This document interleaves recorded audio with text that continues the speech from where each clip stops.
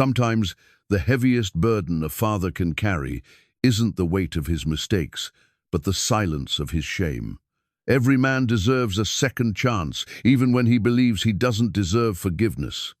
In Dry Gulch, folks knew Jeb Rawlins as the old cowboy who cleaned stalls for pocket change. They didn't know he was once a rodeo legend. They didn't know about the accident that killed his son. They didn't know he'd been running from that pain for 30 years. When young ranch hands dared him to ride Widowmaker as a joke, everyone expected him to fail. But when that gate opened, something happened that no one saw coming. 8 seconds changed everything. But what was Jeb really riding for that day? And why did his ride leave an entire crowd in stunned silence? Before we jump back in, tell us where you're tuning in from, and if this story touches you, make sure you're subscribed, because tomorrow I've saved something extra special for you. The sun hung low over Dry Gulch like a copper penny against faded denim, casting long shadows across the dusty main street where pickup trucks lined up like patient horses waiting for water. October in West Texas brought a crisp edge to the air that made old bones ache and reminded folks that winter wasn't far behind. The smell of barbecue smoke drifted from the fairgrounds where the annual harvest rodeo was setting up, mixing with the scent of hay and the distant promise of rain. Jeb Rawlins stood in the shadows of Martha Henderson's barn, methodically cleaning a bridle with the same careful attention he gave everything these days.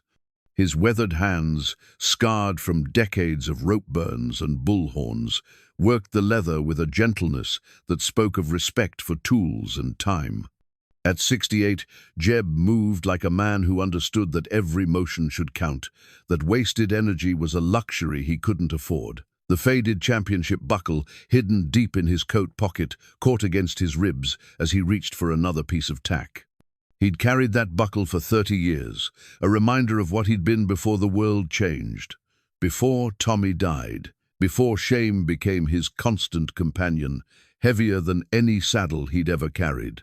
"Jeb, you don't have to work so late," Martha called from the barn door, her voice carrying the warmth of someone who'd watched too many sunsets alone. At 55, Martha Henderson ran the largest ranch in 3 counties with the efficiency of a general and the heart of a schoolteacher.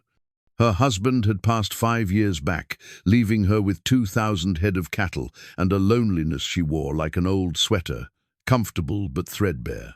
"Almost finished, Mrs. Henderson," Jeb replied, not looking up from his work. He'd been calling her Mrs. Henderson for 3 years now, ever since she'd found him sleeping behind the feed store in town and offered him work and a place in her barn. She'd stopped correcting him about the formality, understanding that some men needed distance to feel safe. Martha stepped into the barn, her boots clicking against the concrete floor. The late afternoon light caught the silver in her hair, reminding Jeb of moonlight on water. She'd been beautiful once, hell. She was still beautiful, but it was a weathered beauty now, like good leather that had aged into something more valuable than when it was new. "The boys are setting up for the rodeo," she said, settling against a stall door. "Heard they brought in some new stock from Oklahoma, including that bull nobody's been able to ride." Jeb's hands stilled on the bridle. "Widowmaker? You know him?" "Know of him." Jeb resumed his cleaning, but his movements had lost their easy rhythm. "Mean son of a gun, from what I hear. Hasn't been ridden in 4 years. Martha studied his profile, noting the way his jaw tightened when he talked about bulls. She'd learned to read the signs over the years, the way his shoulders set when memories pressed too close. She knew about his past, not all of it, but enough to understand why he flinched sometimes when the radio played country songs about rodeos, and why he never watched when the local kids practiced roping in her south pasture. "You ever think about going?" she asked gently. "Just to watch?" Jeb shook his head without looking up. "That's not my world anymore, but it had been once. God Almighty. It had been his whole world." The memories came anyway, unbidden as summer lightning. Jeb Rawlins at 25, standing in the arena at the National Finals Rodeo in Las Vegas, 8 seconds away from his 3rd consecutive championship. The crowd on its feet, the announcer's voice booming across the arena. Ladies and gentlemen, riding Tornado Alley, the one and only Jeb Rawlins. The gate bursting open, 1,500 pounds of fury and muscle exploding into the arena, and Jeb riding it like he was born to fly. Those were the days when his name meant something, when young cowboys would ask for his autograph and seasoned riders would tip their hats in respect. The days when Tommy would sit in the stands wearing a miniature cowboy hat and a shirt that read, "My dad's the best," in block letters that Martha had carefully stitched by hand. Martha.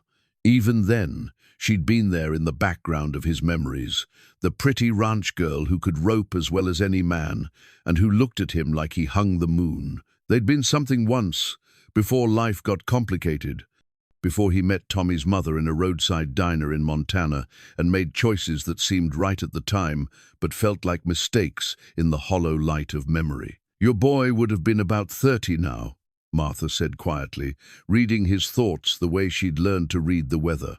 32, Jeb corrected without thinking.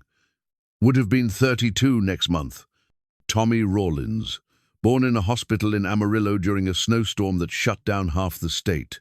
Raised on the road, sleeping in truck cabs and hotel rooms, learning to ride almost before he could walk. The brightest kid Jeb had ever known, with his mother's green eyes and his father's stubborn streak, and a smile that could charm the devil into buying ice. The accident happened on a Thursday in October, not unlike today. Tommy was 19, fearless as a summer storm, and twice as dangerous. He'd been riding bulls for 2 years, following in his father's footsteps with a natural grace that made veteran cowboys shake their heads in amazement. That boy's got magic in his blood, they'd say, and Jeb would swell with pride so fierce it hurt. The bull was named Diablo, a massive black Brahma with horns like swords and a disposition to match. Tommy drew him in the short round at a small rodeo in New Mexico, the kind of dusty, forgotten arena where young cowboys went to prove themselves and old ones went to remember what they used to be.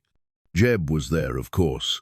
He was always there, coaching from the sidelines, offering advice that Tommy pretended not to need but always followed. Keep your free hand high, son. Feel the rhythm. Don't fight it. Let the bull tell you the story. The ride started perfect.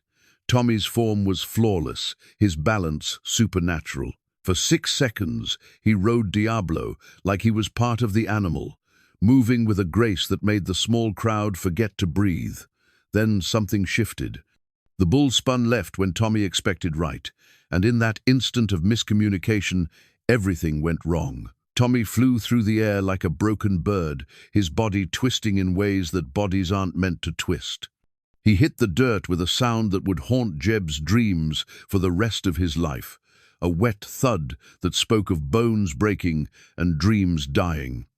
The bull's hoof caught him in the head as he fell, a glancing blow that would have been nothing to a standing man but was everything to a falling one. Jeb was over the fence before Tommy stopped moving, cradling his son's head in his lap while the ambulance rushed across the arena. Tommy's eyes were open but vacant, his breathing shallow and strange. Blood seeped from his ear, and Jeb knew the way fathers know these things, that his boy was already gone. "Dad?" Tommy whispered, his voice small and confused. "I'm here, son. I'm right here. Did I make 8? Jeb looked at the timer, frozen at 7.5 seconds. "You made 8, Tommy.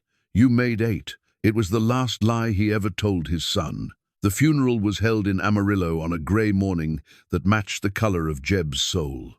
Cowboys came from across the country to pay their respects, filling the small church with weathered men who removed their hats and spoke in whispers about what a good kid Tommy had been, what a future he'd had ahead of him. Jeb sat in the front pew, dry-eyed and hollow, listening to the pastor talk about God's plan and eternal rest while rage burned in his chest like acid. After that, the world lost its color. Jeb tried to keep riding, tried to honor Tommy's memory by continuing their shared legacy, but every bull felt like betrayal, every crowd's cheer like mockery. He lasted 6 months before walking away from the only life he'd ever known, leaving his trailer in a parking lot in Tucson and disappearing into the kind of places where men go to forget who they used to be. For 30 years, he'd been running from that arena, from the sound of his son dying, from the weight of a father's failure. He'd worked construction in Colorado, fished in Alaska, picked fruit in California, anything that kept him moving, anything that didn't require him to remember who Jeb Rawlins used to be. "You know," Martha said, pulling him back to the present, "I remember when you and Tommy came through here that summer. He couldn't have been more than 12. Jeb's hands stopped moving entirely. "You remember that?" "Course I do. You two stayed in the bunkhouse for a week while you helped Dad with the roundup. Tommy kept asking me to teach him to make biscuits because he said they were the best he'd ever tasted." A ghost of a smile touched Jeb's lips. "He talked about those biscuits for months, said he was going to marry the woman who made them when he grew up." "Smart boy," Martha said softly. "Good taste in women." They stood in comfortable silence, the weight of shared memory settling between them like dust after a storm. Outside, the sounds of the rodeo setup continued, the clang of metal pipes, the low murmur of voices, the occasional bellow of livestock.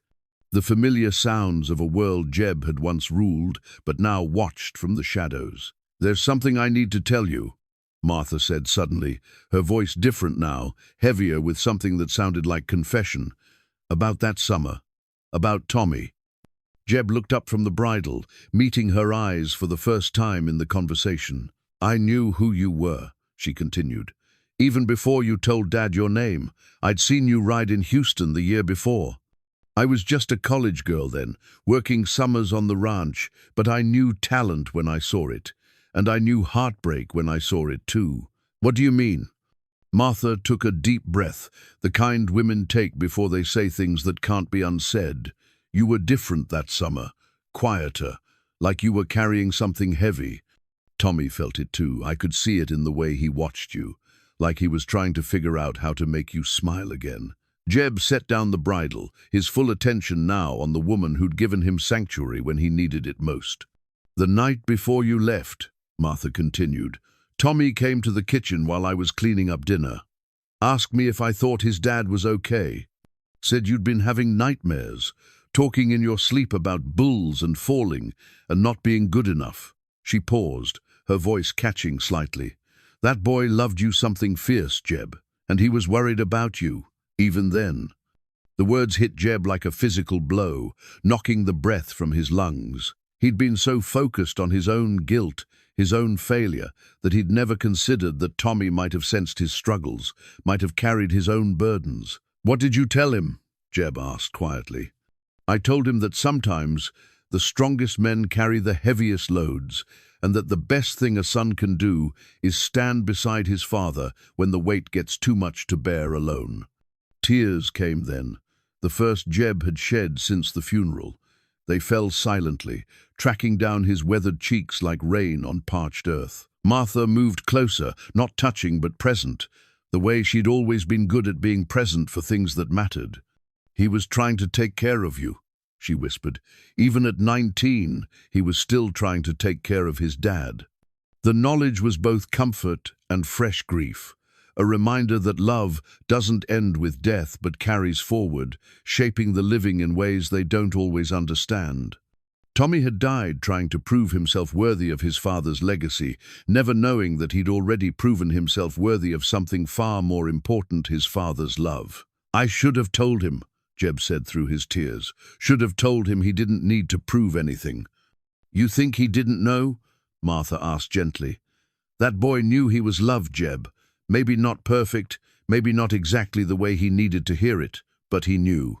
As the last light faded from the barn, Jeb Rawlins finally began to understand that some burdens aren't meant to be carried alone, and that sometimes the heaviest shame can only be healed by the lightest touch of grace. Tomorrow would bring the rodeo, and with it choices he wasn't ready to face. But tonight, in the sanctuary of Martha's barn, surrounded by the honest smell of hay and leather, and the gentle presence of a woman who'd waited 30 years to offer comfort, he allowed himself to remember not just how Tommy died, but how beautifully, Brilliantly, he had lived. The harvest rodeo began as it always did, with the sun still high and the air thick with anticipation and dust.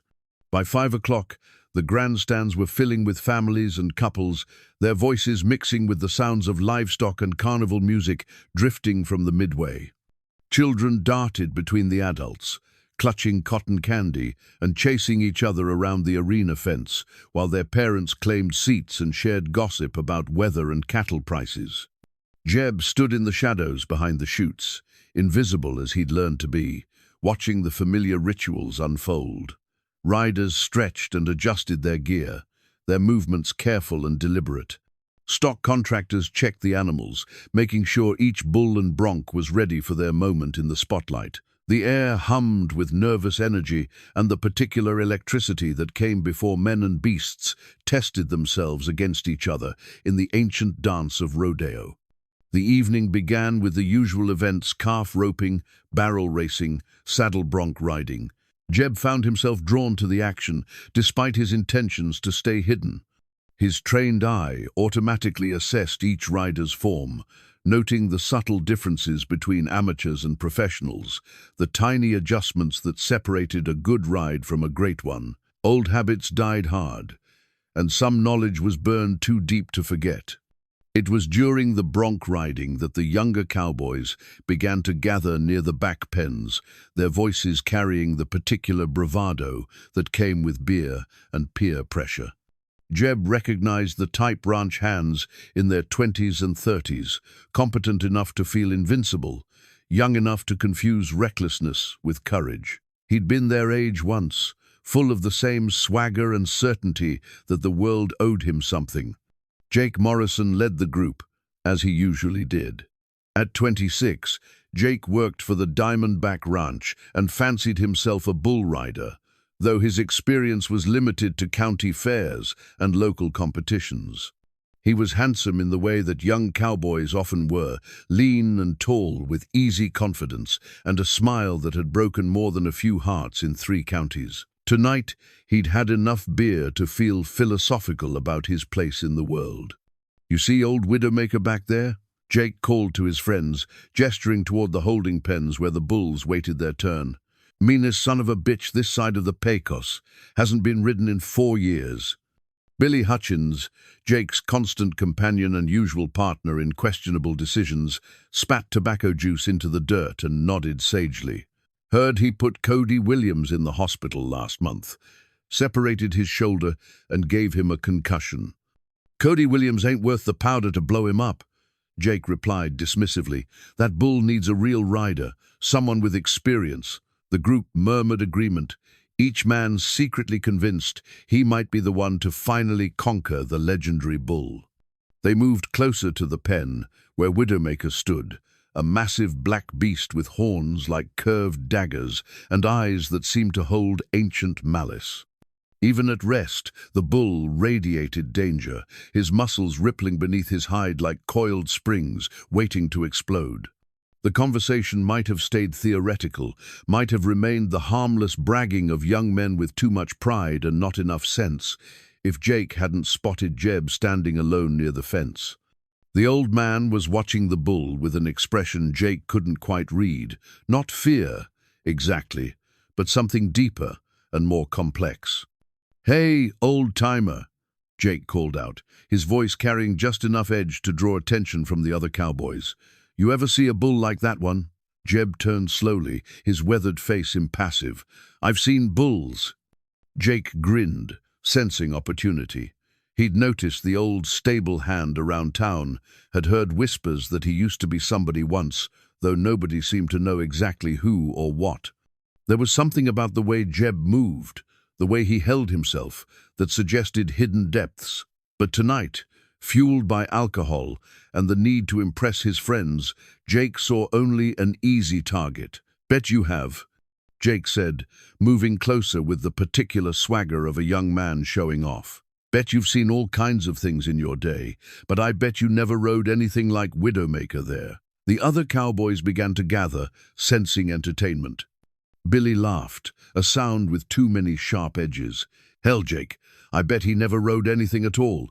Look at him, probably spent his whole life mucking stalls and fixing fence. Jeb's expression didn't change, but something shifted behind his eyes, like a door closing or a light going out. He'd learned long ago that some fights weren't worth having, that dignity sometimes meant walking away from young fools who thought they knew the measure of a man by his current circumstances. "You boys have a good evening," Jeb said quietly, turning to leave. "Where you going, Grandpa?" Jake called after him, his voice louder now, drawing attention from other spectators. "We were just getting acquainted. Maybe you could tell us some stories about the old days, back when cowboys were tough." The insult was clear, and the gathering crowd began to sense the tension. Some looked uncomfortable with the direction things were heading, but others leaned in with the particular hunger people have for witnessing humiliation. Jeb stopped walking, but didn't turn around. "Come on," Billy added, emboldened by Jake's lead. "Don't be shy. I bet you got some great stories about watching real cowboys ride real bulls." Something in the way he said watching lit a spark in Jeb's chest, a flash of the old fire he'd thought was long dead. He turned back to face the group, and several of the cowboys took an involuntary step backward. There was something different about him now, a straightening of the shoulders, a steadiness in his gaze that suggested depths they hadn't suspected. "Matter of fact," Jake continued, not sensing the change in atmosphere, "I bet you've never even been on a bull. I bet you wouldn't last 2 seconds on old Widowmaker there." The challenge hung in the air like smoke from a gun barrel. Around them, conversations stopped as people began to realize something significant was happening. Martha appeared at the edge of the crowd, her face tight with concern as she took in the scene. "Jake," she said sharply, "that's enough." But Jake was past listening to reason, past caring about consequences. He was 26 years old and bulletproof, surrounded by his friends and an audience, and he'd found an old man who seemed like easy prey. In his beer-soaked judgment, this was entertainment. "What do you say, old-timer?" Jake pressed, his voice carrying clearly across the arena. "You want to show us how it's done? Climb on Widowmaker and show these young punks what a real cowboy looks like?" The laughter from his friends was sharp and cruel, but it died quickly as they noticed the reaction from some of the older spectators. Doc Harrison had appeared in the crowd, his face grave with recognition. Martha looked like she might be sick. Even some of the professional riders had stopped their preparations to watch. Jeb stood perfectly still for a long moment, feeling the weight of 30 years pressing down on him like gravity. He could walk away, should walk away. Let these boys have their fun and return to the safety of shadows and obscurity. No one would blame him. Most people would call it wisdom.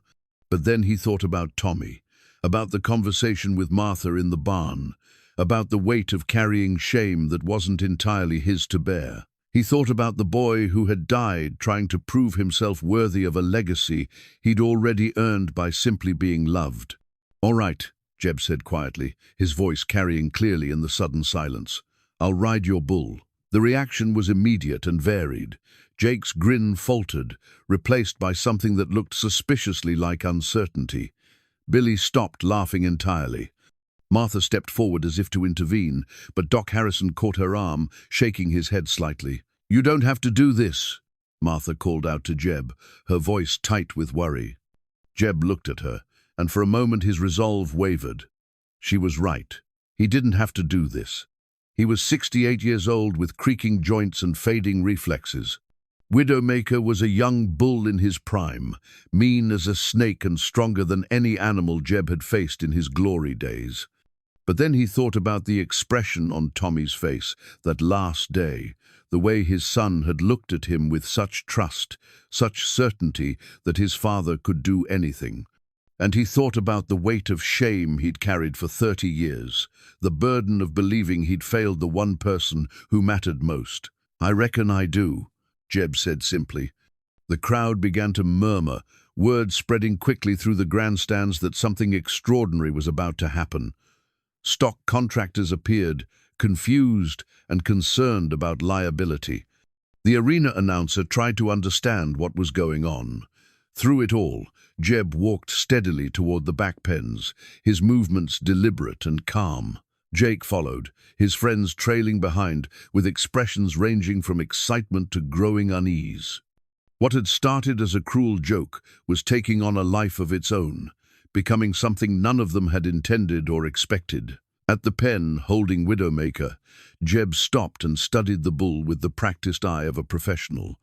The animal was magnificent and terrible, a perfect killing machine bred for one purpose, to remove riders from his back with maximum prejudice.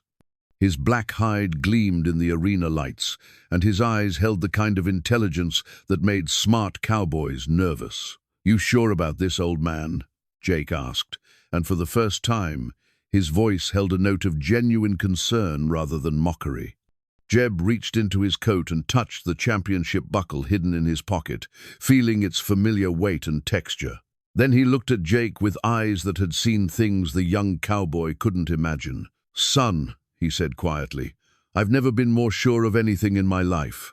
The crowd fell silent as the implications of what was about to happen began to sink in. Somewhere in the grandstands, a woman gasped. Children pressed closer to the fence. Old-timers who remembered legends from their youth began to whisper names and possibilities. And in the holding pen, Widowmaker shifted his weight and snorted, as if sensing that his evening was about to become very interesting indeed. Word spread through the rodeo grounds like wildfire in dry grass. Within minutes, what had started as a small group of cowboys taunting an old man had grown into something approaching a spectacle. People abandoned their seats in the grandstands, their conversations, their carnival games, drawn by the electric tension that preceded something extraordinary or tragic. Jeb moved through the crowd with the calm deliberation of a man who had made his peace with consequences. His weathered hands hung loose at his sides, but those who looked closely could see the slight tremor in his fingers, not fear, but adrenaline beginning to course through veins that remembered this feeling.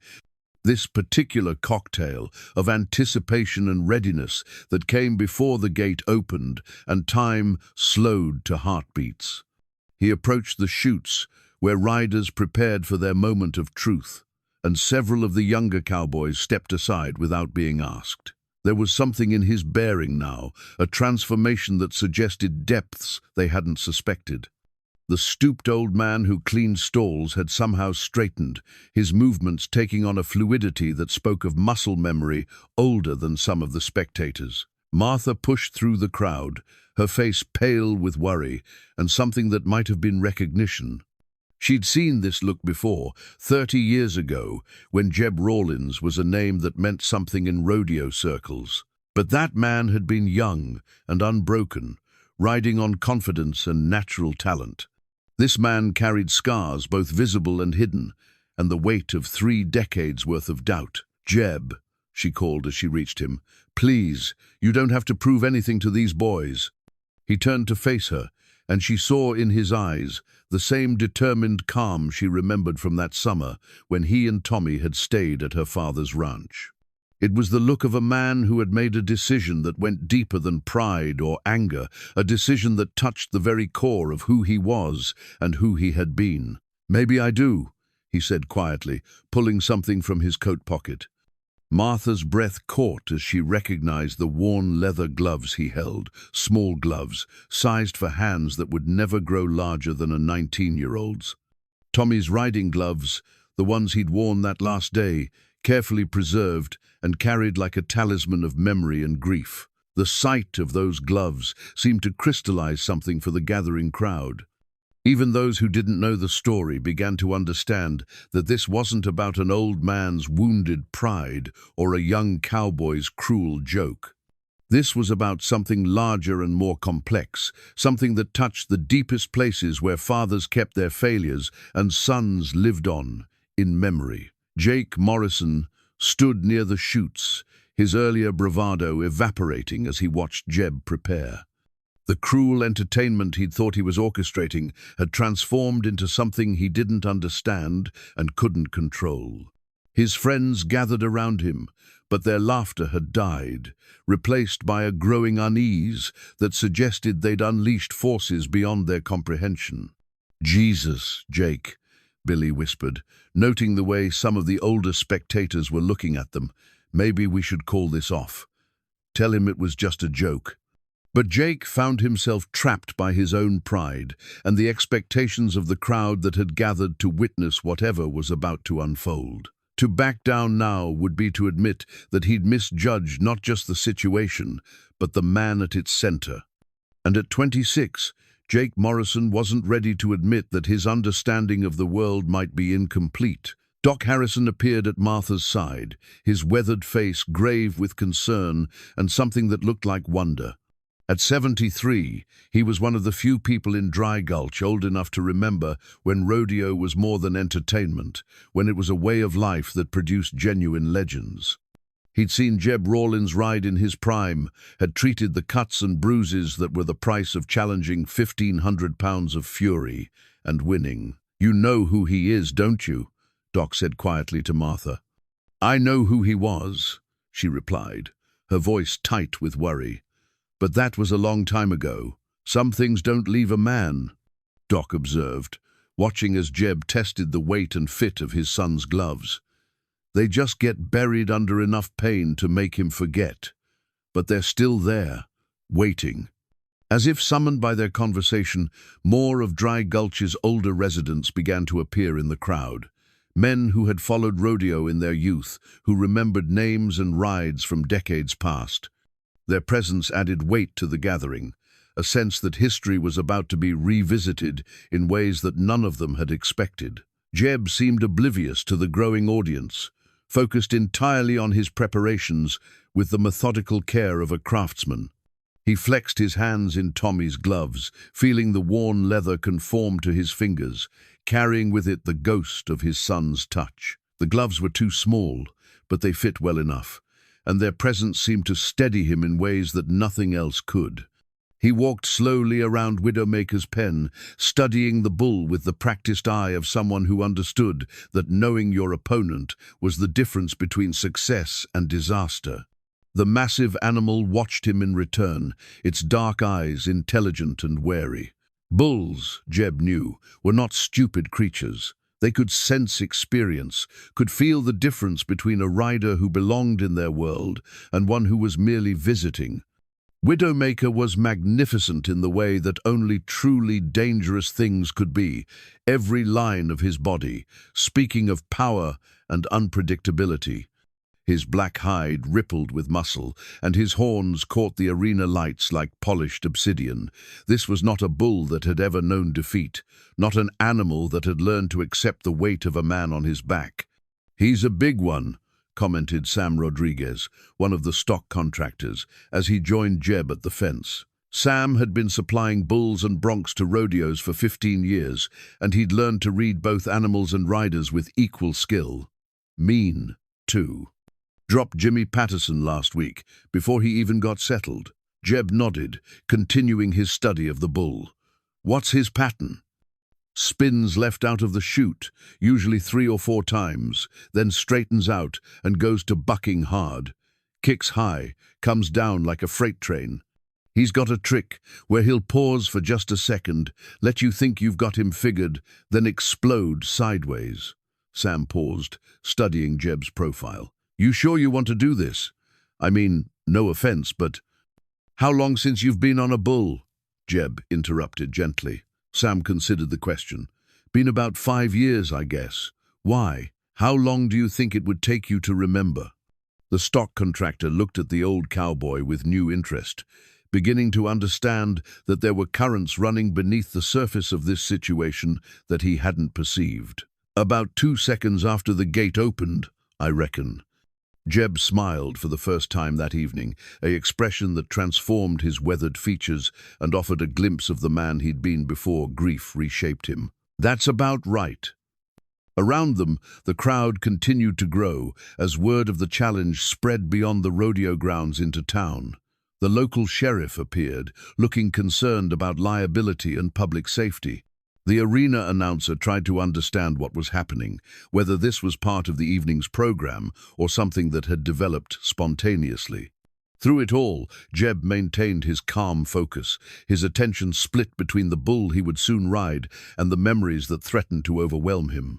In his mind, he could see Tommy at 8 years old, begging to be allowed to ride the mechanical bull at a county fair.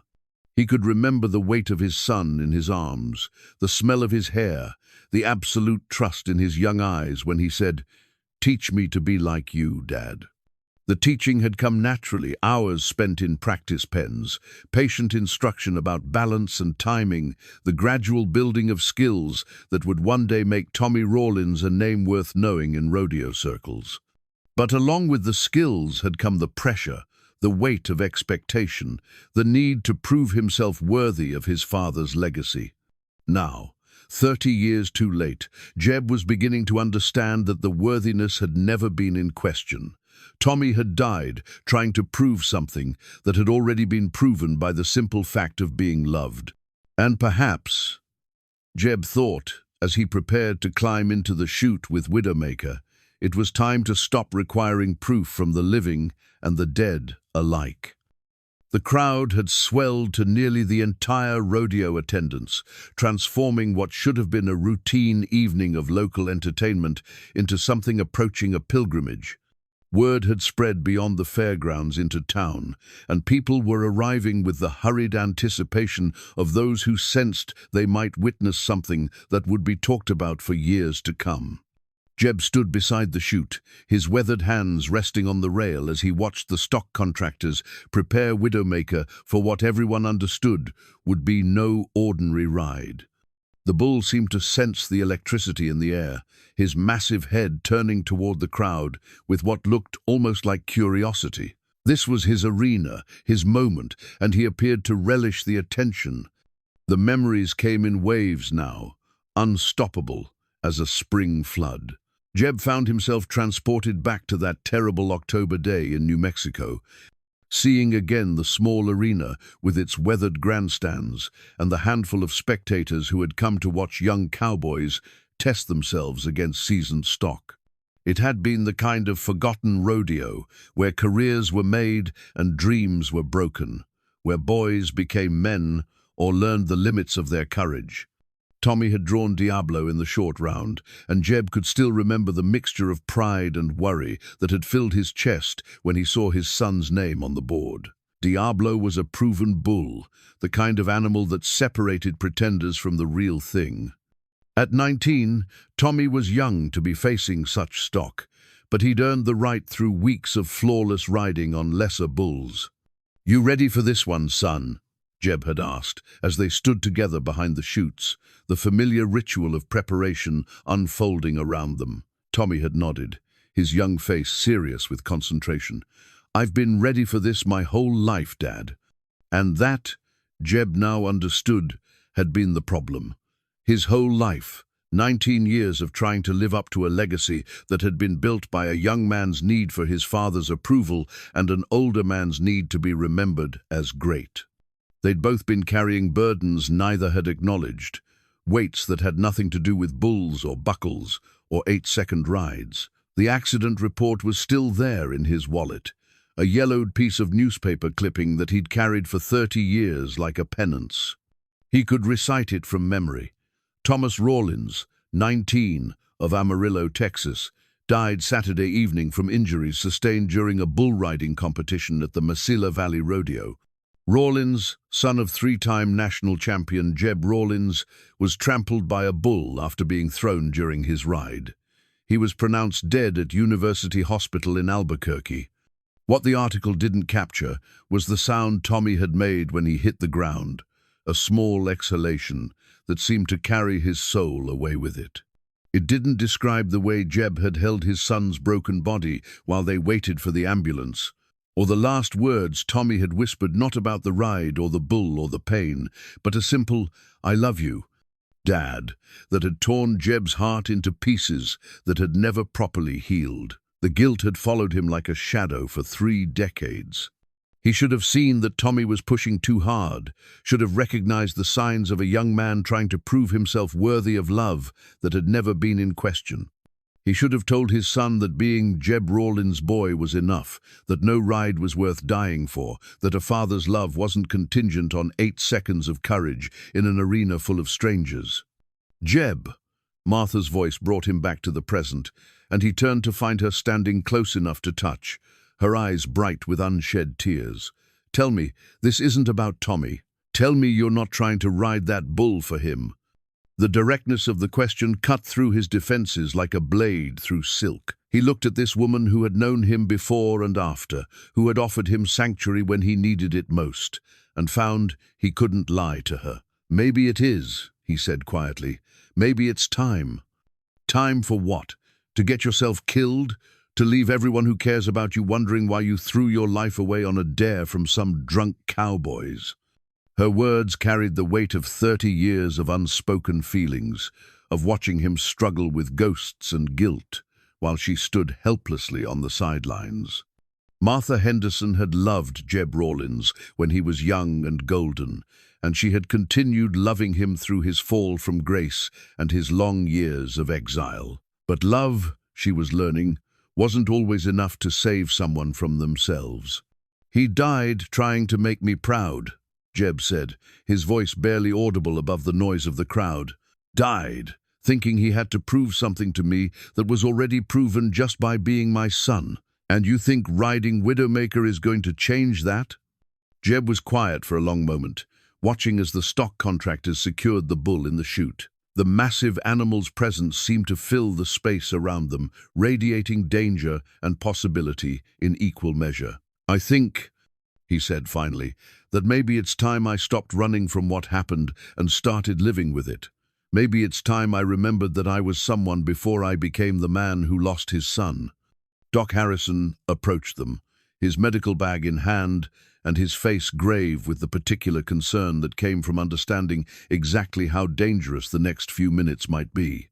He'd been ringside for rodeos across 3 states, had treated everything from broken bones to traumatic brain injuries, and he knew better than most what bulls like Widowmaker could do to the human body. Jeb, he said, his voice carrying the authority of age and experience, I've got to ask you this as a friend and as a doctor. When's the last time you've been on a bull? 30 years, Jeb replied without hesitation. And how old are you? 68. Doc Harrison nodded grimly. That's what I was afraid of. Your reflexes aren't what they were. Your bones are more brittle. Your healing time is longer. If that bull hurts you...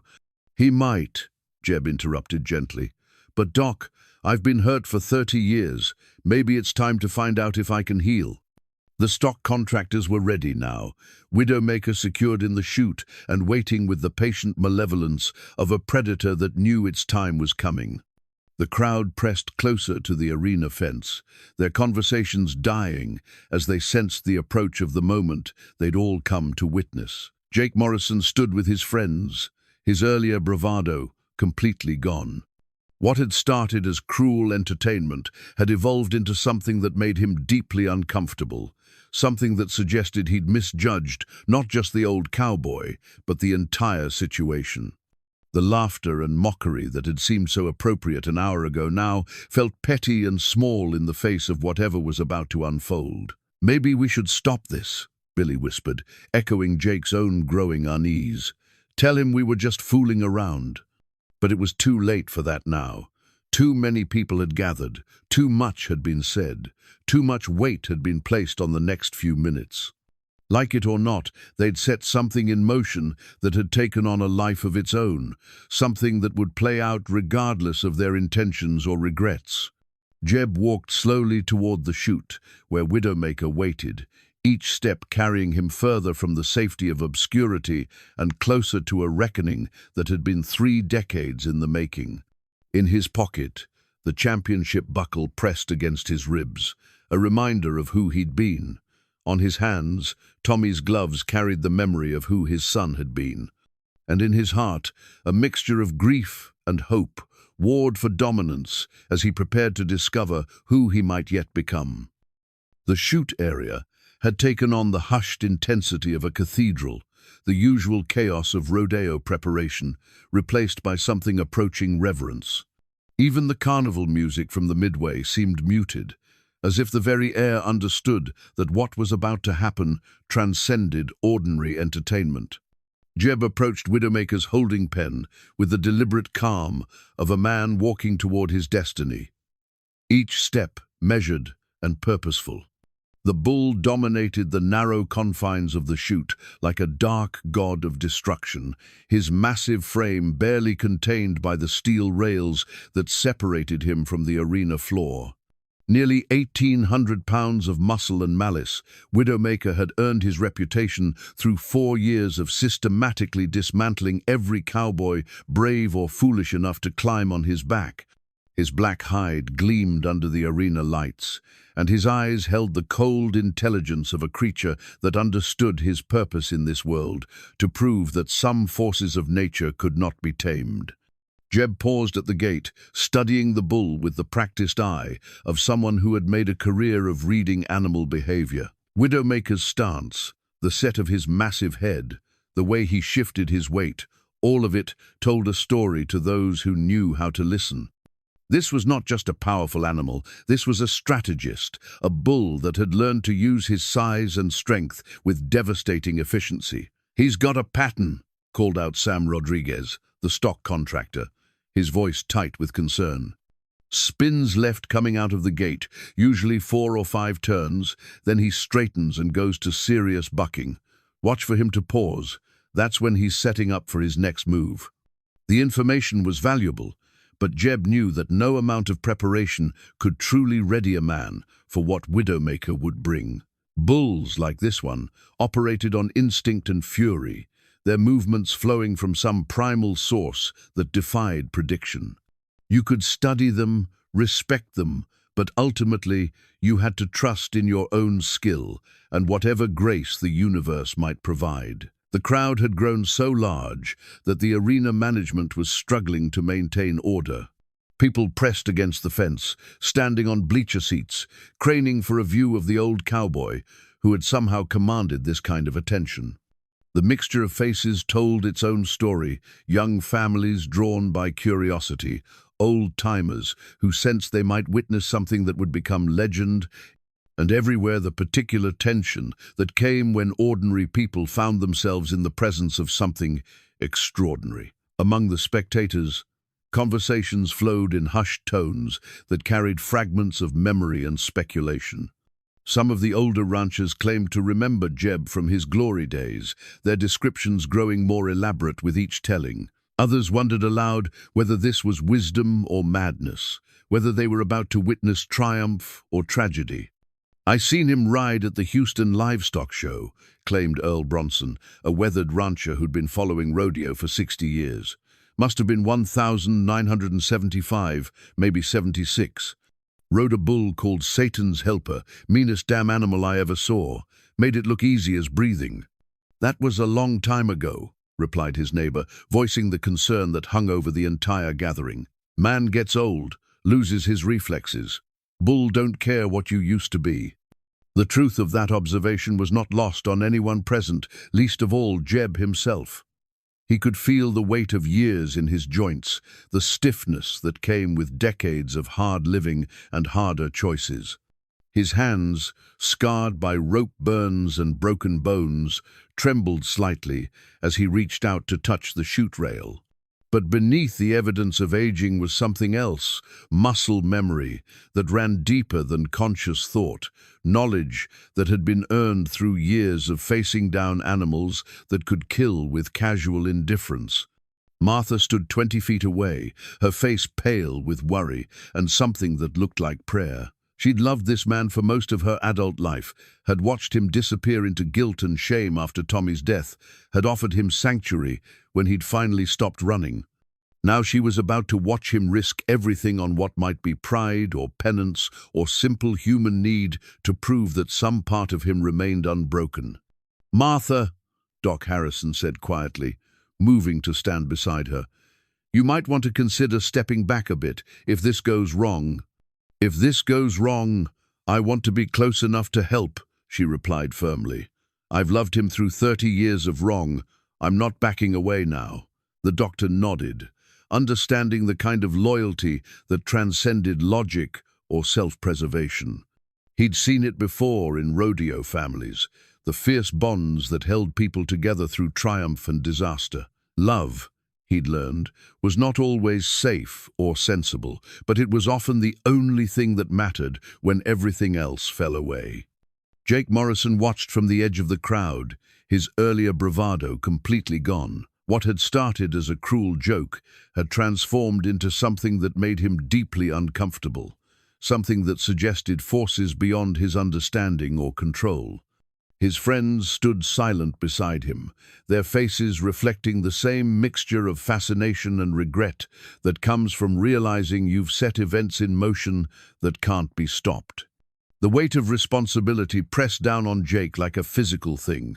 He was the one who had issued the challenge, who had turned a quiet old man into the center of this gathering storm. If something terrible happened in the next few minutes, he would carry that burden for the rest of his life. The thought made his stomach churn with something that felt suspiciously like genuine remorse. "Jesus," Billy whispered, his voice barely audible. "Look at all these people. What have we done?" Jake didn't answer, couldn't answer. He was beginning to understand that some actions carried consequences far beyond their intention, that words spoken in anger or pride could ripple outward in ways that changed everything they touched. The old cowboy approaching Widowmaker's chute was no longer a target for amusement. He was a human being with his own history and pain, someone who deserved better than to be the butt of young men's jokes. Jeb climbed the rails beside the chute, his silver spurs catching the arena lights as he settled into position above the massive bull. From this vantage point, Widowmaker looked even more intimidating, his broad back rippling with muscle that could explode into violence without warning. This close, Jeb could smell the animal musk, could feel the heat radiating from the bull's body, could sense the coiled energy waiting to be unleashed. He pulled his championship spurs from his coat pocket, silver-plated and sharp as razors. They had been his trademark in the days when his name meant something in rodeo circles. These spurs had ridden countless bulls, had been the difference between success and failure more times than he could count. Now, as he strapped them onto his boots with hands that remembered the motions from decades past, they felt like talismans connecting him to the man he used to be. The crowd fell silent as they watched this ritual preparation, understanding somehow that they were witnessing something sacred. These weren't just the movements of an old man getting ready to ride a bull. These were the ceremonies of a warrior preparing for battle, the careful rituals that separated those who belonged in this arena from those who merely visited it. Widowmaker shifted beneath him, the massive animal's awareness of his presence evident in every line of his body.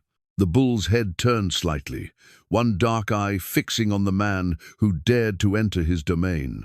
In that gaze, Jeb saw no malice, no personal animosity, only the pure, undiluted essence of what this animal was, a force of nature that would test him with absolute indifference to outcome. The moment stretched between them, man and beast, past and present, everything that had been and everything that might yet be balanced on the edge of 8 seconds that would either kill him or set him free. The arena had taken on the quality of a held breath, thousands of people united in a single moment of anticipation that seemed to stretch beyond the normal boundaries of time. Jeb settled himself above Widowmaker, his weathered hands gripping the chute rails as he prepared for the most important 8 seconds of his life, not because they might make him famous again, but because they might finally make him whole. From his coat pocket, he withdrew a set of worn wooden rosary beads, their surface polished smooth by decades of worried fingers. Tommy had given them to him for Christmas when he was 12, saving up allowance money for weeks to buy what he considered a proper gift for a father who seemed to have everything. The beads had been blessed by Father Miguel at St. Anthony's in Amarillo, and Tommy had presented them with the solemn ceremony that children reserve for truly important occasions. "These are for when you ride, Dad," Tommy had said, his young face serious with the weight of his gift. "So you'll always be safe, and so you'll always come home." Jeb had carried them ever since, through hundreds of rides and thousands of miles, through triumph and disaster and everything in between. They had been in his pocket the day Tommy died, a cruel irony that had taken him years to understand. The son's protection for the father, offered freely and without reservation, while the father had failed to protect what mattered most. Now, as he held them one final time, Jeb understood that the beads had never been about protection from bulls or broken bones. They had been about love, pure and simple, a 12-year-old boy's way of saying that his father's safety mattered more than glory or championships or anything else the world might offer. Tommy's gift had been the knowledge that someone cared whether he came home, and that knowledge had sustained him through years when nothing else could. The crowd watched in respectful silence as Jeb bowed his head and moved his lips in what was clearly prayer. Some recognized the ritual from their own childhoods, the particular way that cowboys and their families appealed to powers greater than their own skill before testing themselves against forces that could not be reasoned with or negotiated with. Others simply understood that they were witnessing something sacred, something that transcended the ordinary boundaries of entertainment and sport. Martha felt tears spill down her cheeks as she watched the man she'd loved for most of her adult life prepare for what might be his final act. The sight of him holding those rosary beads brought back memories of the young cowboy. He'd been confident and golden, but never arrogant, always understanding that his talent was a gift that required gratitude and respect.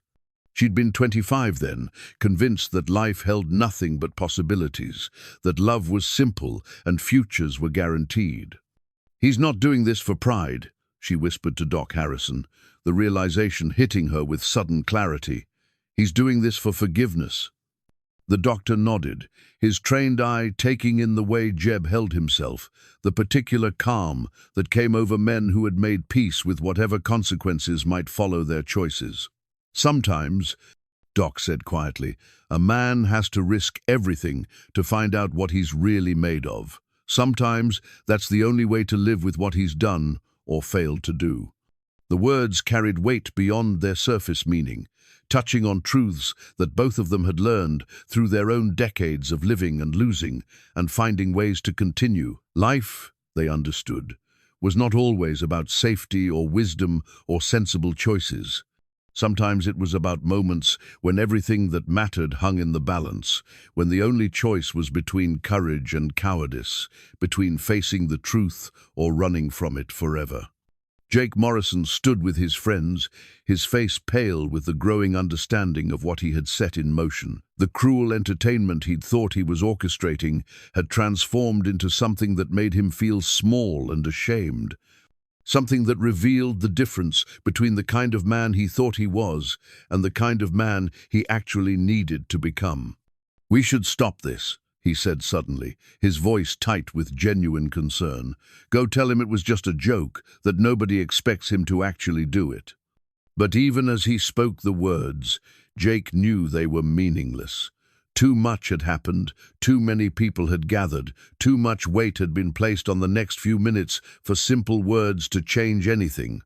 The old cowboy above Widowmaker had accepted more than a dare. He had accepted a reckoning that had been 30 years in the making. Billy Hutchins shifted uncomfortably beside his friend, his own conscience beginning to assert itself in ways that felt unfamiliar and unwelcome. "Maybe we should have thought about this before we started running our mouths," he said quietly. "Maybe we should have minded our own business." The admission carried the bitter taste of wisdom acquired too late, the particular regret that comes from understanding that words spoken in anger or amusement can carry consequences far beyond their intention. Jake nodded, accepting his friend's rebuke as the truth it was, but knowing that acceptance changed nothing about what was about to happen. Around them, the crowd had grown so quiet that individual voices carried with startling clarity. A child asked her mother why everyone was so serious. An old man explained to his grandson about the difference between courage and recklessness, and why sometimes the line between them was too thin to see. A woman prayed audibly for the safety of a man she'd never met, but whose story had somehow become part of her own evening. The arena announcer, confused by the unofficial nature of what was happening, but recognizing its importance, finally gave up trying to understand and simply described what everyone could see. An old cowboy preparing to ride a bull that had never been conquered, a moment that felt larger than the sum of its parts.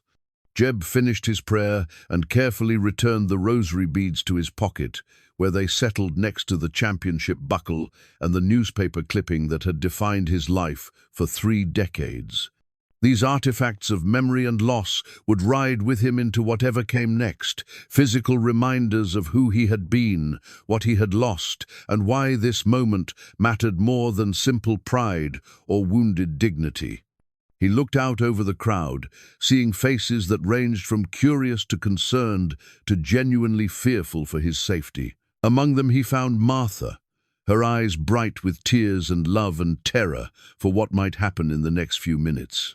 Their gaze met across the distance, and he saw in her expression everything that had remained unspoken between them for 30 years.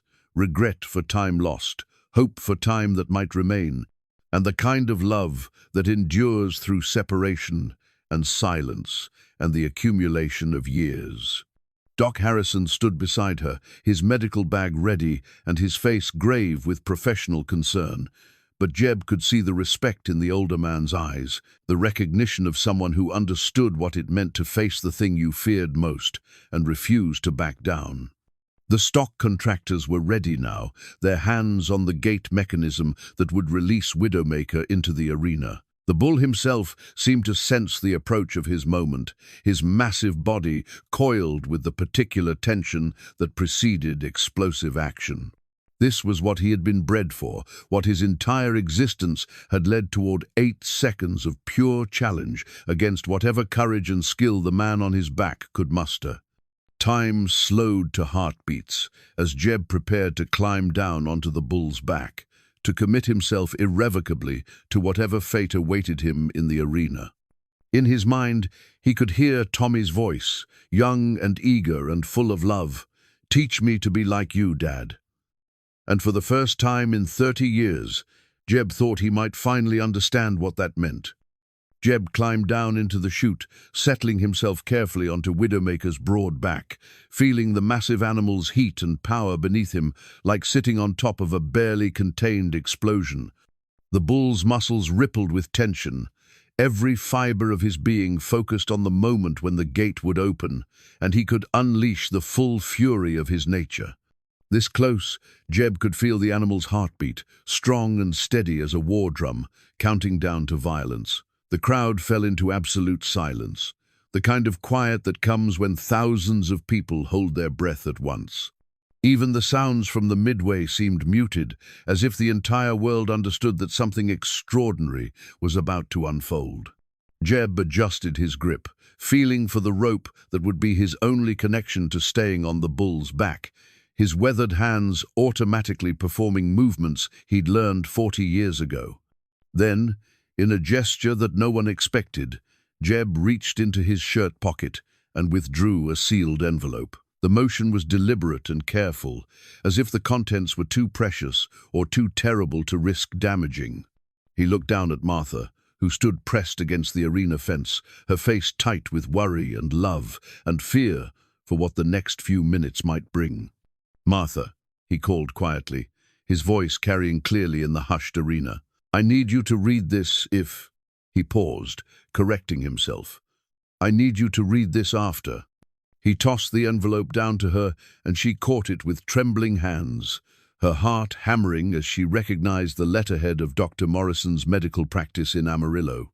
The envelope was still sealed, but she could feel its weight, could sense in its very presence that whatever it contained would change everything about this moment and everything that came after. "What is this?" she called up to him, though some part of her already feared the answer. Jeb's response was quiet, but clear enough for those nearby to hear. "The reason I'm up here." Martha's hands shook as she opened the envelope, unfolding the single sheet of medical letterhead with the care reserved for documents that carry the power to destroy worlds. Her eyes scanned the formal language, the clinical terminology that doctors use to deliver news that no one wants to receive, and the blood drained from her face as the meaning became clear. The diagnosis was pancreatic cancer, stage 4, with metastases to the liver and lymph nodes. The prognosis was measured in months, not years. Treatment options were limited and focused on comfort rather than cure. The letter was dated 3 days ago. Martha's gasp was audible across the arena, and Doc Harrison moved quickly to her side, taking the letter from her nerveless fingers and reading it with the rapid comprehension of someone who'd delivered similar news himself too many times to count. His face went grey as he absorbed the implications, understanding instantly why Jeb had chosen this moment, this way, to face what was coming. "Sweet Jesus," Doc whispered, loud enough for several nearby spectators to hear. The words rippled through the crowd like a stone dropped in still water, creating circles of understanding that spread outward as people began to realize that what they were witnessing was not a broken old man seeking redemption, but a dying man choosing how to spend his final months or minutes. Jeb sat calmly on Widowmaker's back, watching the realization spread through the crowd like dawn breaking over a dark landscape.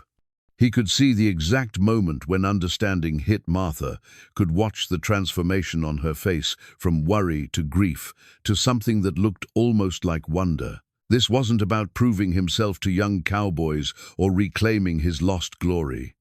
This was about choosing dignity over decline, about facing death the same way he'd once faced bulls with courage and on his own terms. The terminal diagnosis reframed everything that had happened in the past hour, transforming the evening from entertainment to something approaching sacrament. The cruel dare from Jake and his friends had inadvertently given Jeb exactly what he'd been looking for, without knowing it, a chance to die as himself rather than as the broken shell of who he used to be. Jake Morrison stood frozen in horror as the implications of the medical letter became clear to those around him. What he'd intended as humiliation had become something else entirely, a final act of courage from a man who had nothing left to lose and everything to prove, not to the world but to himself. The weight of responsibility threatened to crush him as he realized that his cruel joke had become the catalyst for what might be a man's last moments on earth. "Oh God," Jake whispered, his face pale with genuine anguish. "What have I done?" But even as the question hung in the air, Jake began to understand that perhaps, in his thoughtless cruelty, he had given Jeb Rawlins something precious, a chance to die on his own terms, to go out the way he'd lived in his prime, facing down forces that could kill him without flinching. It was a terrible gift, wrapped in shame and regret, but a gift nonetheless. Martha pressed the letter against her chest, tears streaming down her face as she looked up at the man she'd loved for 30 years. Everything made sense now, his calm acceptance of the dare, his methodical preparation, the way he'd held Tommy's rosary beads like a man making peace with his maker. This wasn't about redemption or proving anything to anyone. This was about choosing how his story would end. "Jeb," she called up to him, her voice breaking with emotion. "You don't have to do this. We can fight it together. There are treatments. There are—" He looked down at her with eyes that held all the love and regret of 3 decades, all the words they'd never spoken, and all the time they'd never had. "Martha," he said gently, "I've been fighting for 30 years. I'm tired of fighting. I want to live for however long I've got left." The distinction was subtle but profound. The difference between existing in the shadow of guilt and shame and actually living with purpose and dignity. For 30 years, Jeb had been merely surviving, carrying the weight of Tommy's death like a stone in his chest. Now, facing his own mortality, he was choosing to spend his remaining time as the man he'd been before grief reshaped him. Doc Harrison understood perhaps better than anyone else what Jeb was choosing. As a physician, he'd seen too many patients waste their final months in futile battles against incurable diseases, fighting deaths that were inevitable while forgetting to live the lives that remained to them. Jeb was choosing differently, choosing 8 seconds of pure life over months of gradual decline. The crowd had grown quiet again, but it was a different kind of silence now, not the breathless anticipation of entertainment, but the reverent hush that comes in the presence of someone making peace with mortality. They were witnessing something sacred, something that transcended sports or spectacle and touched the deepest truths about courage and dignity and the choices people make when everything else falls away. Widowmaker shifted beneath Jeb, the massive bull growing restless with the delay. The animal's instincts told him that something was about to happen, that the tension in the air was building toward the moment when he could finally express his nature fully and completely. Bulls, Jeb knew, understood honesty in ways that people often didn't. They responded to genuine courage and could sense fear or doubt with supernatural accuracy.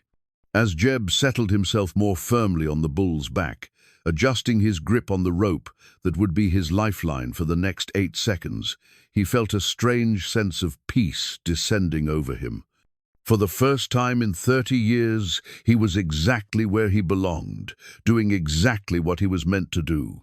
Not because he had to prove anything to anyone, but because this was who he was at his core, a man who faced dangerous things with calm courage and accepted the consequences of his choices without complaint. The gate operators stood ready, their hands on the mechanism that would release Widowmaker into the arena. The bull sensed their readiness and coiled himself like a spring, every muscle in his massive body preparing for the explosion of movement that would follow the opening of the gate. "Ready when you are," called the gateman, waiting for Jeb's signal. Jeb looked out over the crowd one final time, seeing faces that had transformed from curious to concerned to genuinely awed by what they were witnessing.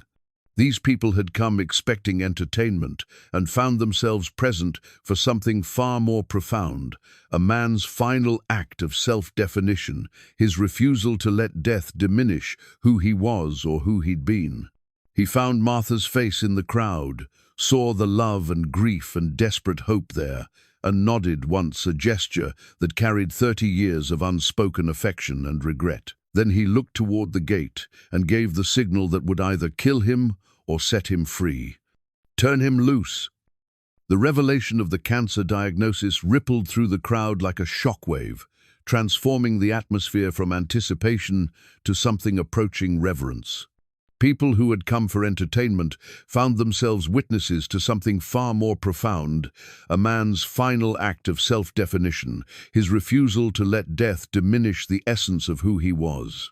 Martha clutched the medical letter against her chest, her tears falling freely now as she looked up at the man she'd loved through 3 decades of separation and silence.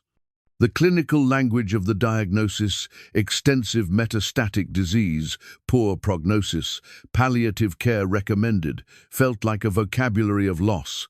Each medical term, another nail in the coffin of dreams she'd never quite allowed herself to acknowledge. Doc Harrison stood beside her, his weathered face grave with the particular understanding that came from delivering similar news too many times in his long career.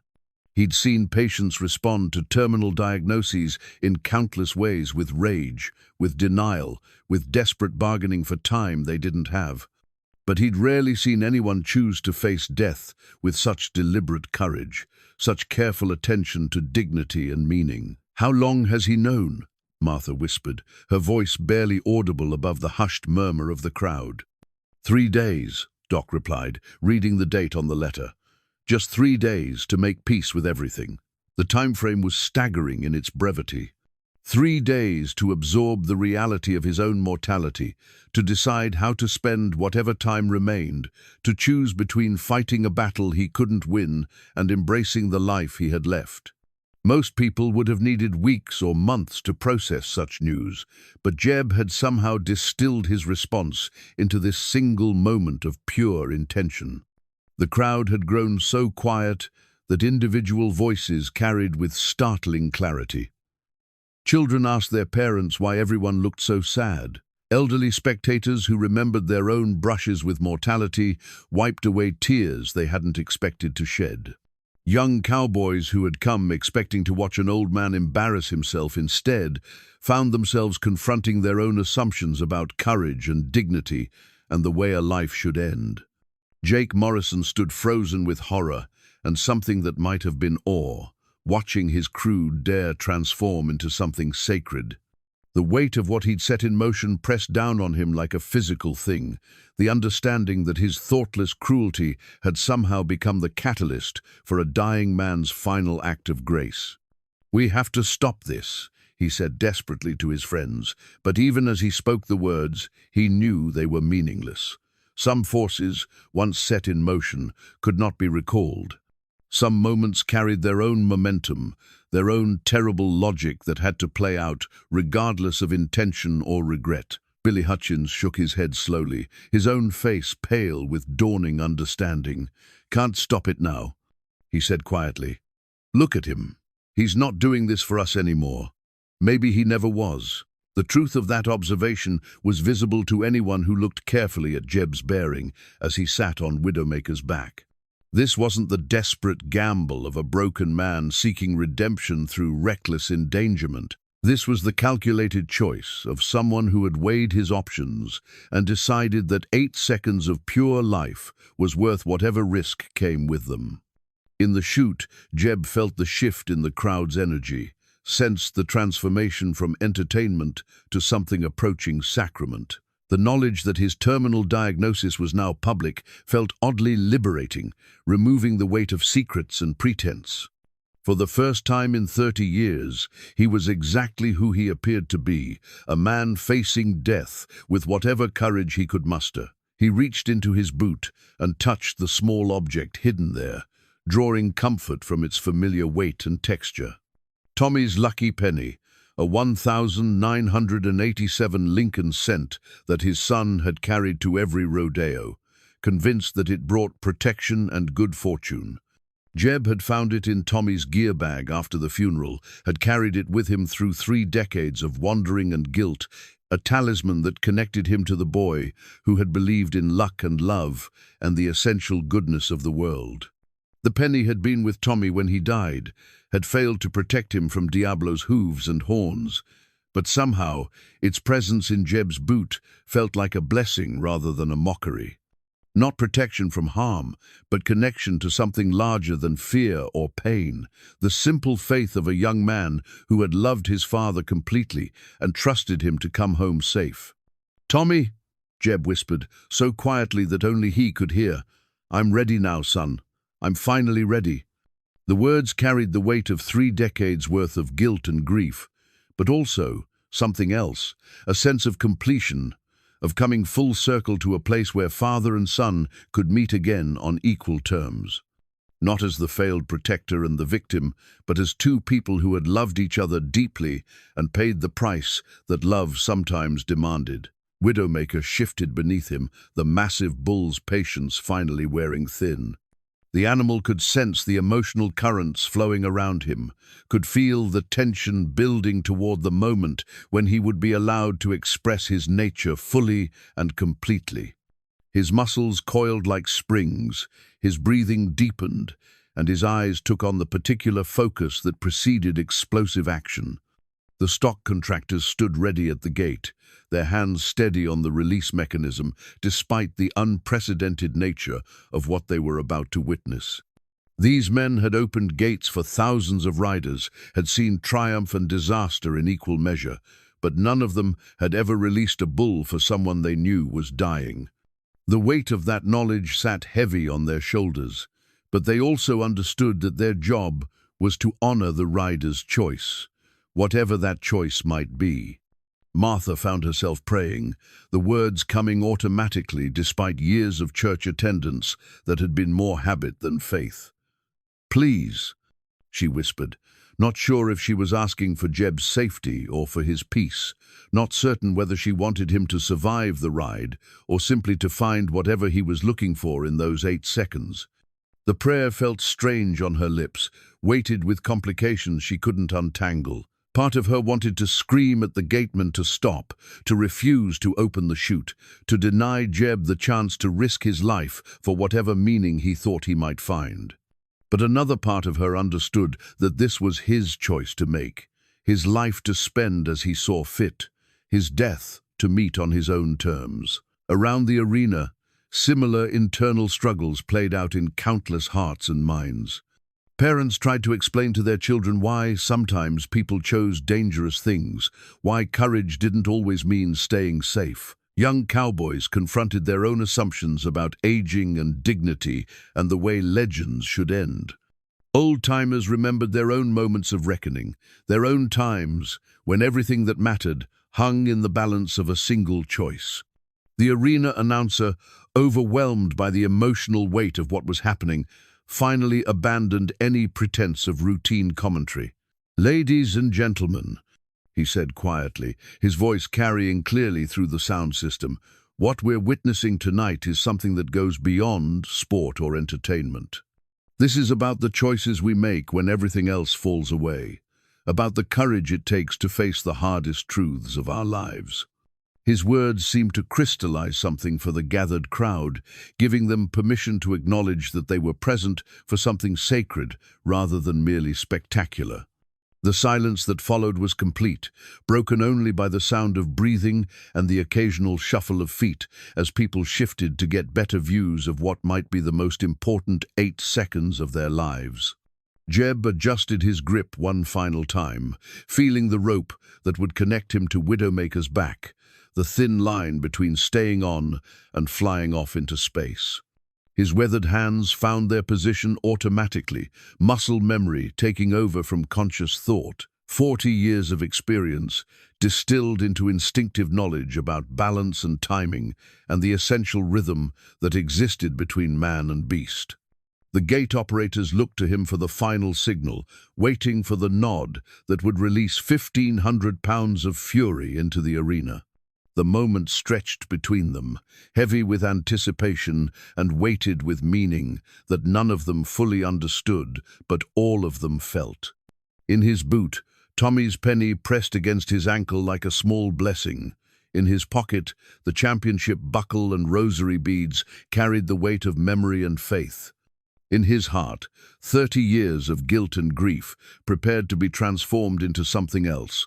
Not redemption, exactly, but acceptance of the complex truth that love and loss were inseparable, that fathers and sons were bound by ties that death could not break. Jeb looked out over the crowd one final time, seeing faces that reflected every emotion. Human beings were capable of experiencing fear and hope, love and loss, the terrible beauty of watching someone choose courage over safety. These people had become his witnesses, his congregation, the souls who would carry forward whatever meaning could be found in the next 8 seconds. He found Martha's face in the crowd, saw the love and terror there, and understood that whatever happened next, he would not die unloved or unremembered. The knowledge felt like grace, like the answer to prayers he'd been too proud or too broken to offer for 30 years. "Turn him loose," Jeb said quietly, his voice carrying clearly in the hushed arena. The gatemen nodded, their hands tightening on the release mechanism, and time held its breath. The gate exploded open with a sound like thunder, and Widowmaker burst from the chute with the fury of a force of nature finally unleashed. 1,500 pounds of pure violence and muscle erupted into the arena, the massive bull's black hide gleaming under the lights as he launched himself into the air with a power that seemed to defy gravity itself. Jeb felt the familiar sensation of controlled chaos beneath him, the way the world suddenly reduced to nothing but balance and instinct and the essential rhythm that existed between man and beast. His body remembered this feeling, even though his mind had tried to forget it. The explosive motion that could snap a spine or crush a skull, the terrible beauty of being carried by something that wanted nothing more than to destroy him. Widowmaker spun left out of the chute, exactly as Sam Rodriguez had predicted, but the bull's movements were more violent than any description could convey. Each rotation whipped Jeb's body through space with forces that would have shattered a younger man's confidence. But something ancient and unbreakable in him responded to the challenge with the calm certainty of water finding its level. The crowd gasped as one entity, watching the old cowboy absorb punishment that would have broken riders half his age. His free hand stayed high, his balance perfect despite the bull's attempts to dislodge him through sheer savagery. This wasn't the desperate clinging of someone in over his head. This was the fluid response of a master craftsman working with familiar tools. 2 seconds. 3 seconds. The timer on the arena scoreboard counted down the moments that separated Jeb from either triumph or disaster, each digit carrying weight that went far beyond simple measurement. The crowd had fallen completely silent, understanding somehow that they were witnessing something that transcended ordinary sport or entertainment. Martha pressed her hands to her mouth, tears streaming down her face as she watched the man she'd loved for 30 years find grace in the most unlikely place. This wasn't the broken-down, stable hand who had lived in her barn for 3 years. This was Jeb Rawlins, the legend, the 3-time champion, the cowboy who had once made riding the unrideable look effortless. But it was more than that. It was also the father who had lost his son, the man who had carried guilt like a stone in his chest for 3 decades, finally finding a way to transform that weight into something approaching peace. Every move he made on Widowmaker's back was both technique and prayer, skill and penance, the physical expression of a soul making peace with itself. 4 seconds. 5 seconds. Widowmaker straightened out of his spin and began the serious bucking that had destroyed countless riders, his massive hindquarters kicking toward the arena lights, while his front hooves pounded the dirt with the rhythm of a war drum. The bull's strategy was clear: use raw power to overwhelm whatever skill his rider might possess, rely on youth and strength, and the simple mathematics of violence. But Jeb moved with the bull rather than against him, finding the rhythm that existed beneath the chaos, the essential pattern that all great riders learned to read like music. His weathered hands maintained their grip on the rope, while his body flowed with Widowmaker's movements, absorbing the impact rather than fighting it, becoming part of the violence rather than its victim. In the crowd, Jake Morrison watched with growing awe and horror, understanding that his cruel dare had unleashed something magnificent and terrible. The old cowboy he had mocked was revealing himself to be exactly what some of the older spectators claimed: a genuine legend, a man whose name had once meant something in the world of professional rodeo. Doc Harrison found himself holding his breath, his medical training warring with his human amazement as he watched a 68-year-old man with terminal cancer ride one of the most dangerous bulls in the country with a grace that defied both age and disease. This wasn't recklessness or desperation, this was artistry, the kind of pure skill that elevated sport into something approaching art. 6 seconds. 7 seconds. The arena timer continued its relentless countdown while Jeb and Widowmaker engaged in their ancient dance of challenge and response.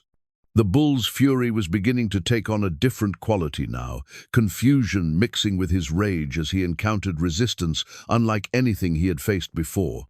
This rider didn't fight him or fear him, he simply existed in harmony with the violence, finding beauty in the midst of chaos. And in that moment, as the 8th second approached, Jeb felt something shift in the space between heartbeats, not just in his body or his balance, but in his soul. The weight he had carried for 30 years, the guilt, the shame, the crushing responsibility for Tommy's death began to lift like fog burning away in morning sunlight. He was no longer riding for redemption or proving anything to anyone.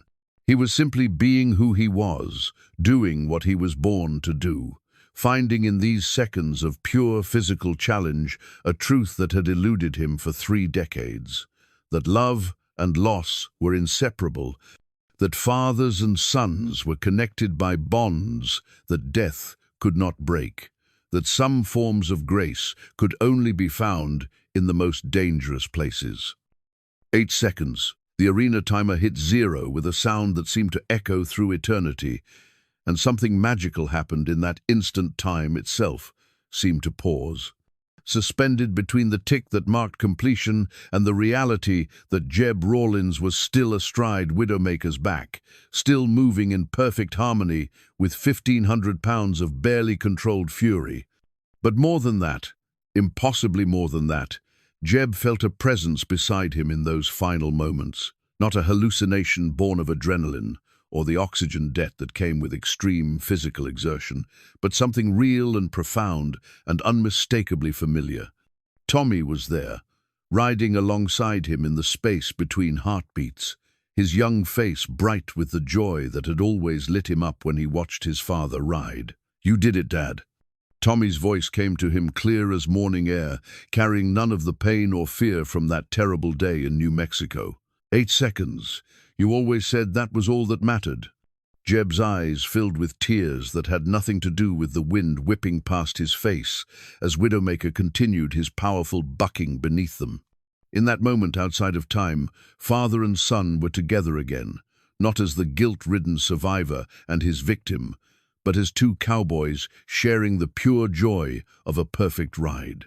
"I'm sorry, son," Jeb whispered, his words lost in the thunder of hooves and the roar of blood in his ears. "I'm so sorry I couldn't save you." "Nothing to save me from, Dad," Tommy replied, his spirit radiating the peace that had eluded Jeb for 3 decades. "I died doing what I loved, trying to be like the man I respected most in the world. That's not a tragedy, that's a gift." The profound truth of those words hit Jeb like a physical blow, reshaping 30 years of self-recrimination in an instant. Tommy hadn't died because his father failed to protect him. He had died pursuing the same dangerous grace that had defined both their lives, following a path that he had chosen freely because it led towards something beautiful and meaningful and worth the risk. The crowd watched in stunned silence as the 8-second buzzer sounded, but the ride continued, Jeb maintaining his perfect form, while Widowmaker seemed almost to sense that something extraordinary was happening. The bull's bucking took on a different quality, still powerful but somehow less violent, as if he too recognized the presence of something sacred in the arena. Martha felt her heart stop as she watched Jeb's face transform, saw an expression of peace and joy replace the lines of pain and guilt that had marked him for so long. She couldn't hear his conversation with Tommy's spirit, but she could see its effects written clearly in his features, the lifting of a burden so heavy that its absence was visible from the grandstands. 9 seconds, 10 seconds. Jeb should have dismounted by now, should have thrown himself clear of the bull's back and landed safely on the arena floor. But instead, he remained mounted, riding with a grace that seemed to transcend the physical laws that governed such things, moving in harmony with an animal that had never been ridden to completion. And then, in a gesture that would be talked about for generations, Jeb Rawlins performed the most difficult dismount in rodeo, not a desperate leap to safety, but a controlled, graceful slide from Widowmaker's back that ended with him landing upright on his feet in the arena dirt, his arms raised in a gesture of pure triumph. Widowmaker, as if released from some spell, stopped bucking immediately. The massive bull turned to look at the old cowboy, who had accomplished what no one else had managed, and for a moment they regarded each other with what could only be described as mutual respect. Then the bull trotted peacefully toward the exit gate, his job complete, and his reputation somehow enhanced rather than diminished. The silence that followed was complete and profound, thousands of people trying to process what they had just witnessed. This hadn't been simply a successful bull ride, it had been a transformation, a transcendence, a moment when the ordinary laws of physics and probability had been suspended to allow something miraculous to occur. Then, As if some dam had burst, the crowd erupted in applause that started as a whisper and built to a roar that seemed to shake the very foundations of the arena. People were on their feet, crying and cheering, and bearing witness to something that none of them would ever forget. They had come, expecting entertainment, and instead had been present for resurrection. Martha was the first to reach him, vaulting the arena fence with an agility that surprised her and running across the dirt to where Jeb stood, still looking slightly dazed by what had just occurred.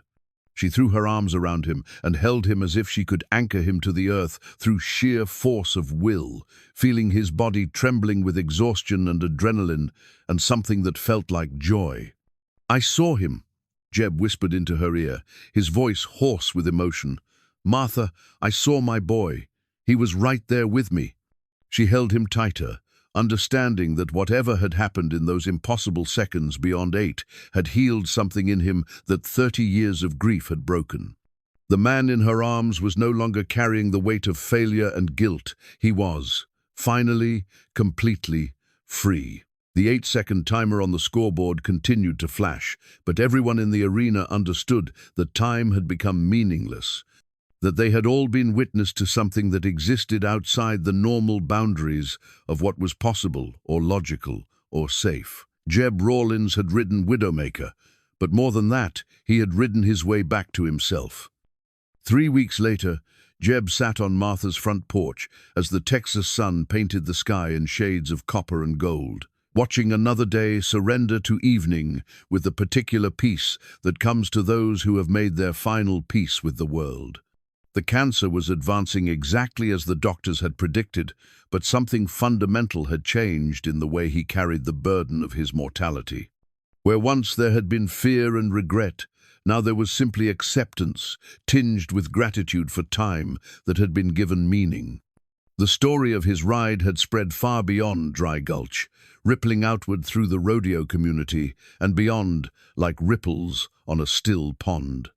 Newspaper reporters had come calling, wanting to understand how a 68-year-old man with terminal cancer had accomplished what no professional rider had managed in 4 years. Television crews had requested interviews, seeking to capture the human interest angle of the dying cowboy, who had found his legend again. But Jeb had politely declined most of their requests, understanding that some stories were too personal, too sacred, to be reduced to sound bites and feel-good segments on the evening news. The ride belonged to him and Tommy and the people who had been present to witness it. Trying to explain it to those who hadn't been there would be like trying to describe color to someone who had never seen.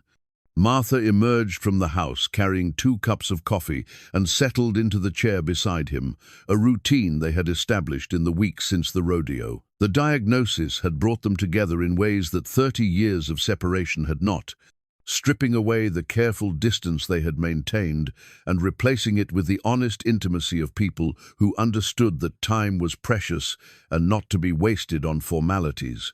"Jake Morrison came by again today," she said, offering him one of the cups.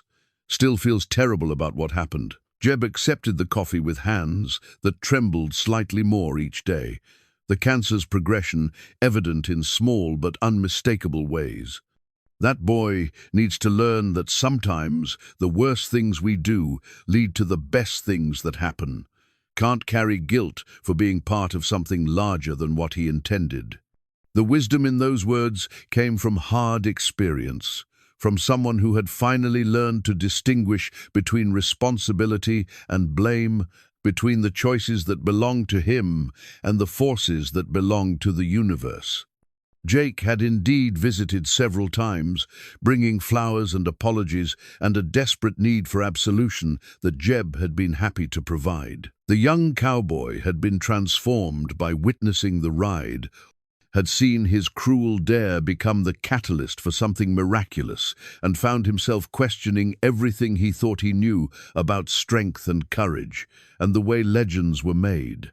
He'd started attending church again, had apologized to his parents for years of thoughtless behavior, had begun treating the older ranch hands with the respect that comes from understanding that everyone carries stories worth knowing. Doc Harrison stopped by earlier, Martha continued. Says the whole county's talking about starting some kind of memorial fund. Want to name it after you and Tommy. Jeb smiled at that, imagining his son's reaction to having his name on a scholarship that would help young cowboys pursue their dreams safely. Tommy would have liked the idea that his death might prevent others, that his story could teach rather than just sadden. That's good, he said simply. Boy always wanted to help people. On the table beside his chair sat a modest championship buckle, nothing fancy or expensive, but polished to a shine that caught the last rays of sunlight. The townspeople had presented it to him the week after the rodeo, a simple gesture that meant more than any of the elaborate trophies from his professional days. This buckle represented something different, not just skill or courage, but the kind of grace that transforms suffering into meaning. The cancer was winning its war against his body, but Jeb had found something more valuable than time in those final weeks. He had found peace, the kind that comes to people who have faced their deepest fears and discovered that love endures beyond loss, that some forms of redemption can only be earned through the most dangerous kinds of courage. He thought often of Tommy in these quiet moments, but the memories no longer carried the weight of guilt and failure. Instead, they were filled with the joy of a father, remembering a son who had lived fully and loved completely, who had died pursuing something beautiful and meaningful, even if the ending was tragic. I want to tell you something, Jeb said quietly, his voice carrying the particular weight that comes before important revelations. That night, when I was on Widowmaker, Tommy was there with me. Not like a memory or a dream, he was really there. Martha nodded, understanding that some truths transcended the boundaries of what seemed possible or logical. Love, she had learned, was not bound by the laws that governed ordinary experience. It could reach across decades of separation, could bridge the gap between life and death, could transform 8 seconds of courage into a lifetime of meaning. I know, she said simply. I could see it on your face. They sat in comfortable silence as the sun completed its journey toward the horizon, two people who had found each other again at the end of all things, grateful for whatever time remained. The cancer would take Jeb within months, the doctors said, but he would not die as he had lived for 30 years, broken and guilt-ridden and haunted by failure. He would die as himself, as the man he had been before grief reshaped him, surrounded by love and carrying the knowledge that some stories end not with tragedy but with grace. The ride had given him that gift, those 8 seconds of perfect courage that had somehow contained enough meaning to redeem 3 decades of sorrow. As the last light faded from the Texas sky, Jeb Rawlins closed his eyes and smiled, feeling the presence of his son like a warm hand on his shoulder, knowing that when his time came, he would not be traveling alone. Some journeys, he had learned, were meant to be shared, and some love was strong enough to transcend even death itself. In the distance, a bull bellowed in the gathering darkness, and the sound carried no threat, no challenge, only the simple acknowledgement of one force of nature recognizing another, honoring the courage it takes to face the dangerous things and find beauty in the midst of fear. The legend of Jeb Rawlins was complete.